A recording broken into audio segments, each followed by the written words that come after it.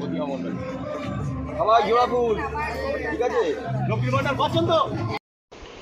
সাত সকালে জয়নগর লোকসভা কেন্দ্রের সাংসদ প্রার্থী প্রতিমা মণ্ডল তিনি বেরিয়ে পড়লেন মগরাহাট ব্লকের ভরত ঘোষের মোড় থেকে বিভিন্ন এলাকায় পায়ে হেঁটে যাত্রা শুরু করলেন। এই নিউজটি নিবেদন করছে গ্রিন টি ক্যাফে। পবিত্র ঈদ উপলক্ষে মগরাহাট চাকদাহাট গ্রিন টি ক্যাফেতে অনলাইন অর্ডারের উপর চলছে ধামাকা অফার। প্রতিটি অর্ডারের উপর 20% ডিসকাউন্ট, 5 কিলোমিটারের মধ্যে ডেলিভারি ফ্রি। ডাউনলোড করুন গ্রিন টি ক্যাফে। যোগাযোগ করুন এই নাম্বারে 9038873070 9635100486। তিনি প্রতিটি মানুষের দাঁড়ে দাঁড়িয়ে গিয়ে তার সুখ দুঃখ জানার চেষ্টা করলেন এবং পাশাপাশি মানুষকে অবগত করতে চাইলেন মমতা বন্দ্যোপাধ্যায়ের উন্নয়নের বার্তা তাদের সামনে তুলে ধরলেন। মহিলাদের লক্ষ্মীর ভান্ডারের মতো প্রকল্পকে অগ্রাধিকার দিতে বললেন। এক মহিলা তিনি তার সমস্যার কথা তুলে ধরলেন, তাকে কিভাবে সহযোগিতা করা যায় সেই চেষ্টা নিজের হাতে চালিয়ে গেলেন।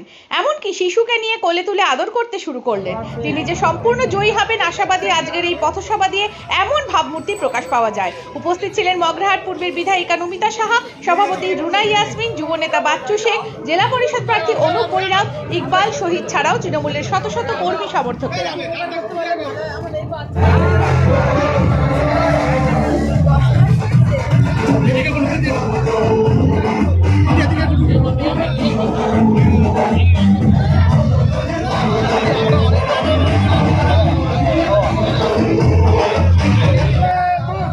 তৃণমূল কংগ্রেস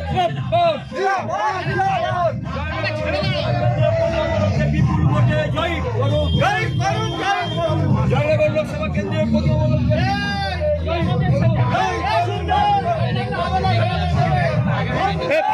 ফাঁকা করো ভাই। প্রতিটা ব্লকে ঘুরছেন, কেমন সাড়া পাচ্ছেন? আমি প্রতিটা ব্লকে যাচ্ছি আমার নাম ঘোষণার পর থেকে, এবং সেখানে মানুষ বিপুলভাবে সাড়া দিয়ে রাস্তার চারিধারে দাঁড়িয়ে আছে।